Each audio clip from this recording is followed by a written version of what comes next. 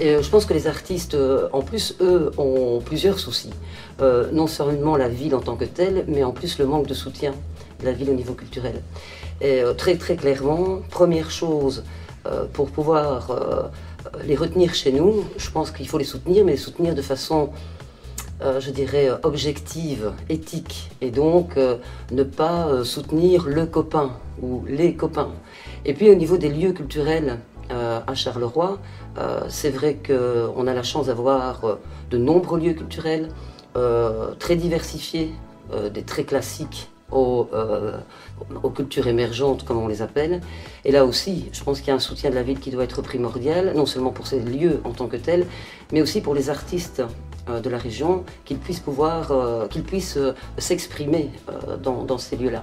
Mais la création d'une plateforme qui ferait que les artistes de la région, donc un peu au-delà de Charleroi bien entendu, de la région puissent se retrouver, collaborer, échanger, ça aiderait aussi beaucoup, je pense, les artistes.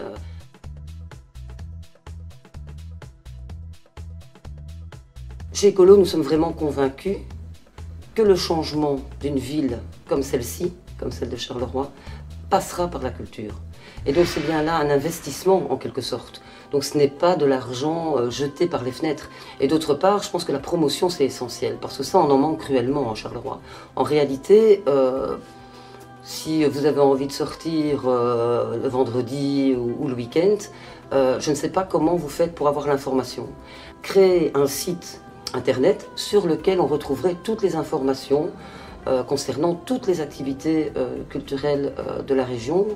Et le fait d'avoir une vitrine ainsi, sur un site internet, mais aussi une version papier, parce qu'il ne faut jamais oublier qu'il y a quand même toujours des gens aujourd'hui qui n'ont pas accès à internet, ça permet d'avoir une vitrine, et ça, quelque part, ça peut rendre une certaine fierté au Carolo, d'être Carolo, de savoir que finalement cette ville foisonne d'activités tout au long du week-end, que si les autorités locales sont véritablement convaincus que la culture est vraiment un vecteur de changement pour cette ville, je pense qu'ils auront enfin la volonté de mettre en avant la ville vers l'extérieur. Les artistes d'ici, on se trouve ici à l'Ancre, le directeur de l'Ancre, Jean-Michel Van den Eyden, qui est également metteur en scène, eh bien, avec quelques spectacles qu'il a mis en scène, fait rayonner Charleroi. Il est parti au Festival d'Avignon, notamment l'année dernière, donc avec un spectacle qui a eu quand même pas mal de succès là-bas, et qui est parti également à Paris.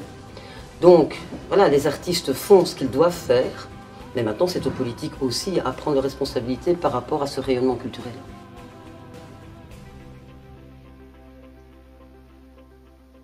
C'est aussi, je pense, faire entrer la culture dans les écoles.